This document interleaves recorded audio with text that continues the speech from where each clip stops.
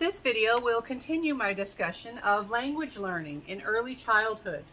Now, in addition to what I have already covered, like fast mapping for learning vocabulary quickly, some other interesting things we see during this time period of age 2 to 6 is one thing that we see is that when children are learning, they have to figure out when and in what specific conditions to use words. And so they have to figure out how specific to be with their use of language. And so one thing that they engage in is logical extension, or in some textbooks that I'll teach from, they'll even call it overextension. But with logical extension, this is where you pick up a word, you absorb a word, and you start using it, and you use it too broadly, or you use it very broadly.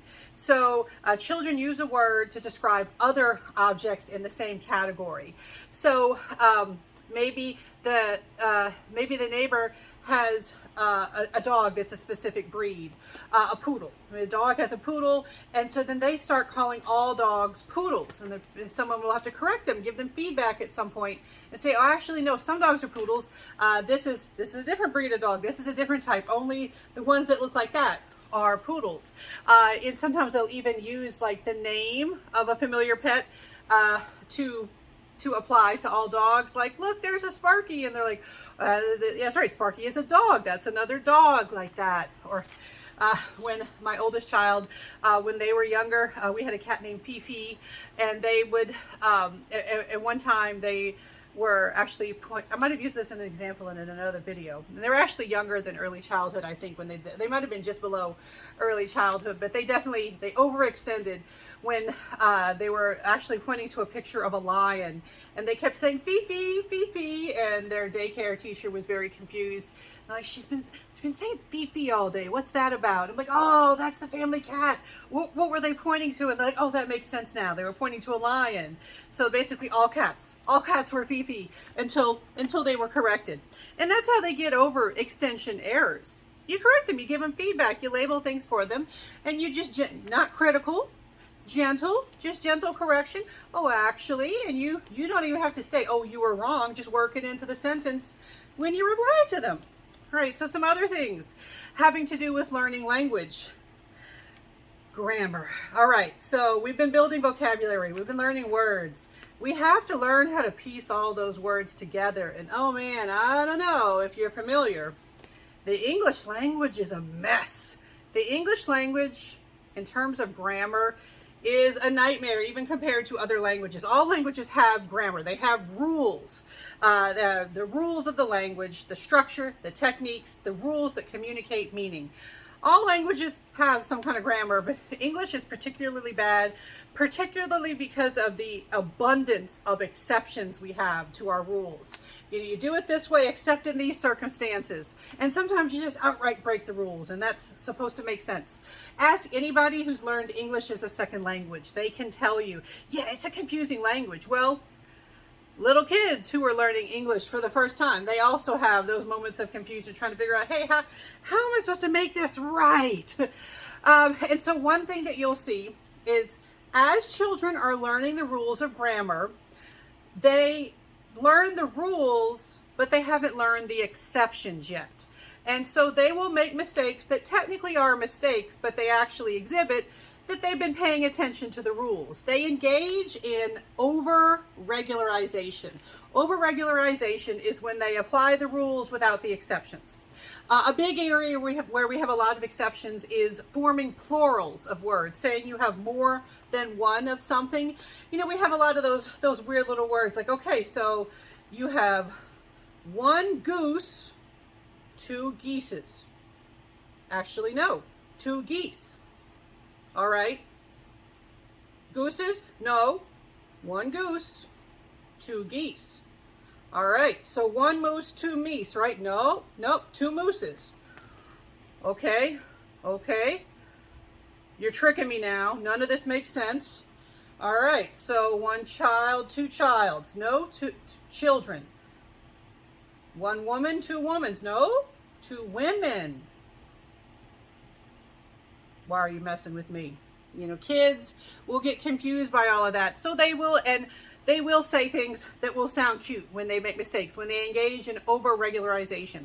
Other areas where you will see lots and lots of mistake, verb forms. We have a lot of irregular verbs. Other languages have irregular verbs too, but these verbs that don't follow the same rules, like a lot of times to say that that something was done in the past, to use past tense, we often just add ed.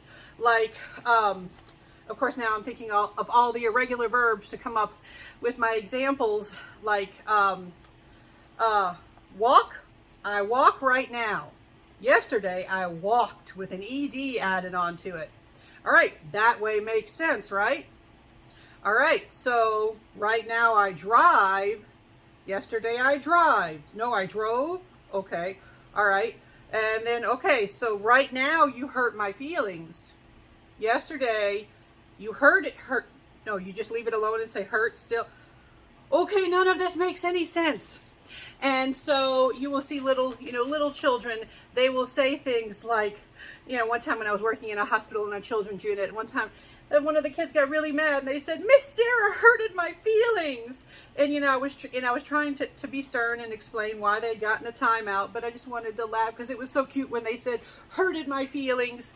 Or they might see something really cool and be like, I just saw the most amazing thing. It's, oh, you just saw. Okay, you saw. We have seen the most amazing thing. Wow. All right, tell me more. Oh, okay. So, you've got you have animals at home. You have gerbils and mice. No, I have mouses.